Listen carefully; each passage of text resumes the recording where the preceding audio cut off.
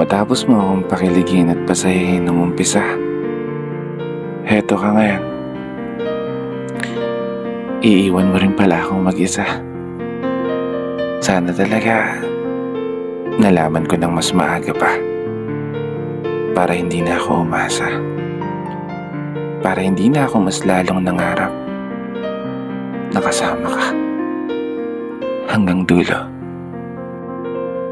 Pero ganun pa man, hindi ko pinagsisisihan na dumating ka sa buhay ko.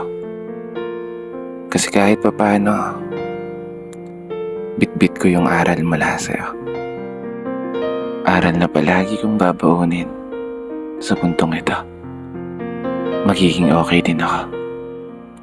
At darating din ang araw na makakaya ko ng titigan ng mga mata mo at ngumiti sa'yo nang wala nang nararamdaman na kahit ano, kundi ang saya lang.